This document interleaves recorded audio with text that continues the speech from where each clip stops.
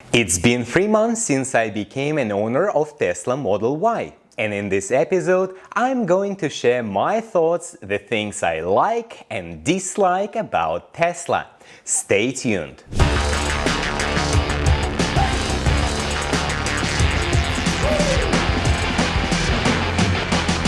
Bakunin Live. If you are new to my channel, I am Michael Bakunin and I used to work for Nissan and used to own various versions of Nissan Leaf, which means I was a very well-prepared customer for Tesla, but also a biased one. In this episode, I will be sharing my experience as a former Nissan Leaf owner. I will talk about 5 things I like and 5 things I dislike. And the first one, and the most important, is the ability to travel. But before I dive into it, please go ahead and hit that subscribe button down below. I will make it simple. Tesla is the only car maker today which gives you an opportunity to travel in an electric car because it has built a wide and efficient network of superchargers. 25,000 globally today, and the max charging power is 250 kilowatts. This alone makes Tesla almost impossible to compete with, but there is much more to it. In the past couple of weeks,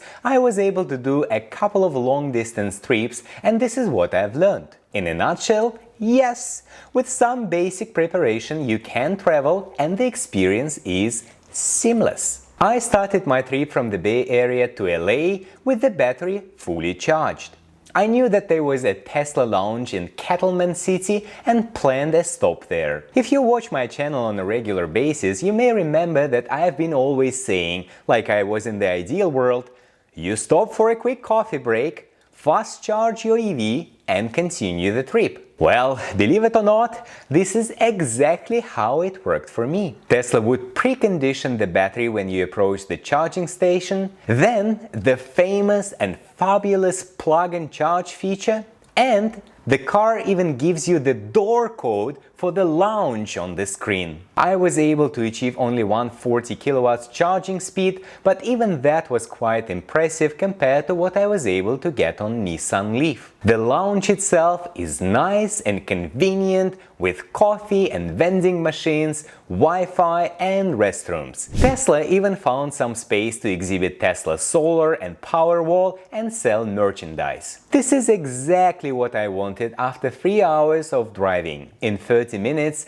my Model Y and I were both recharged and ready to go. And I enjoyed it. Can you say the same about your experience of making a stop at the freeway gas station? Number 2 is the Autopilot. No full self-driving, just the level 2 driver assist system, which Tesla is branding as Autopilot. When engaged, it requires you to monitor driving and hold the steering wheel. But even at that level, according to Consumer Reports, Tesla's Autopilot is the best system in the market. Driving on I-5 is pretty simple and literally straightforward. I'd estimate that I spent almost 80% of my time in the Autopilot mode. Not so many disengagements, and the stop-and-go feature was just a relief in LA traffic conditions. At the speed below 30 miles per hour, you don't even need to hold the steering wheel. Most likely because of using the Autopilot, I didn't feel tired after 6 hours on the road. The only feature which I definitely miss is the automatic lane change. Maybe one day, when the FSD package is offered on a subscription basis, I'd go for it.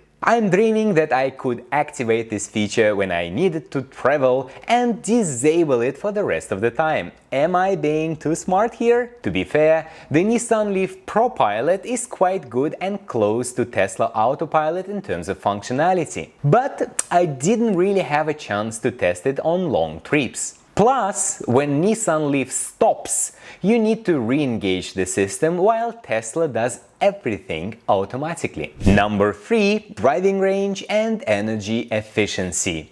One of the main challenges for electric vehicles adoption is driving range anxiety. When you own a gasoline car, you're normally able to drive 300 miles on a full tank. Automakers have known that since quite a while, that achieving 300 miles of fully electric driving range will accelerate EV penetration. And Tesla did it. My Model Y can do 326 miles, but there is always a trade-off. A longer driving range means a larger battery pack and a higher price. Therefore, the key to success is energy efficiency, and this is where Tesla shines today. According to the US Department of Energy, Model Y can do 100 miles on 28 kilowatt-hours, while Nissan Leaf, being smaller and lighter, requires 31. Partially, this is explained by Model Y's very low drag coefficient 0.23 versus 0.28 on Nissan Leaf, but there are many other factors which I'm not going to analyze in this episode. Number 4.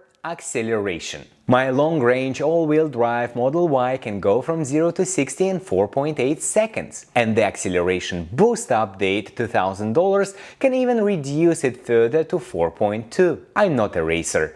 What I had on my Nissan Leaf Plus was 6.5 seconds, and already that was quite good for me. But above all, good acceleration is also safety. It's your ability to maneuver and avoid collisions. Another point goes to Model Y. And the last one on my list is the third row seats. There are not so many electric 7-seaters in the market today, and you have a large family, then Tesla is your only choice in the United States. The seats are very tight and only good for my younger kids, and I've been able to use them only once since I bought Model Y. But the fact that I have the third row of seats actually gives me peace of mind. You may be surprised, but compared to the Nissan Leaf, I actually have a few items on my list which I dislike as a new Model Y owner. Number 1 is the build quality, paint and materials. These are very famous among Tesla owners, therefore I won't stay long here. Just look at these gaps and scratches, which started appearing on the body from day one. The interior materials are also very easily soiled and very hard to clean. Can I live with that? Sure I can, but Tesla needs to start catching up ASAP here. Number 2 is software. This one is a bit controversial. I love the Tesla ecosystem. Tesla actually has the only automotive head unit which is really being used by customers. And Tesla has a lot to offer in addition to standard car features. Emil, my middle son, loves playing chess against Tesla. As a Russian, he was born with embedded chess algorithms. Tesla doesn't stand a chance against him. Mark, the eldest one, enjoys watching his YouTube videos on the 12-inch HD screen with exceptional sound. Have I told you already that the real YouTuber in our family with millions of views is actually Mark, not me? Well, this was the fun part. What was not fun is the number of hiccups I had with Tesla's software and had to reset it to get back to normal. The last one, discovered by my wife Lisa, was hilarious. The rear view was frozen with our garage door image. Can you imagine Lisa's face looking at the center screen and always seeing our garage door while being somewhere else in the town? It was probably the first thing I had to Google for Tesla: how to reset the car. Quite an unusual experience.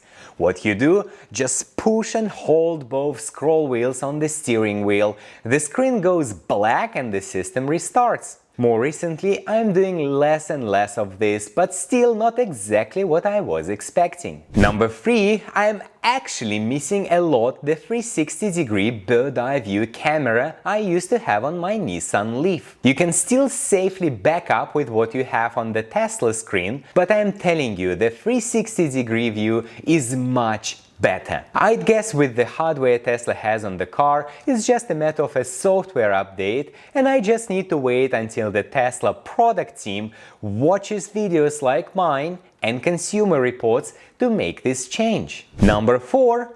Turning radius. After 3 months, I'm still not used to the fact that it's quite large. 39.8 feet versus 34.8 on Nissan Leaf. And trust me, this is quite noticeable. Not so much to add here, except that from time to time I have to take another try to park in my own driveway. The last one is glass roof. You may hear me saying that a large center screen and one-piece glass roof are the attributes of a modern vehicle, but in some cases glass roof plays against you. I've clearly noticed it recently when I was driving to Sacramento to test drive a solo one-seater EV. The link to the review will appear right now here in the corner if you want to watch it. And when the temperatures are very high, let's say above 100 degrees, you feel that the air around your head is hotter than the air around your body. Quite a strange feeling, I'd need to say. Can I live with that? I think so, but for people living in hotter climates, a glass roof sunshade would be absolutely necessary. As you see, not so much to complain on, and in general, I'm enjoying my Tesla. If you choose to buy or lease one, please feel free to use my referral code, which I'm going to put in the description section here down below. This will give you 1000 miles for free on supercharging and for me too. See you next week!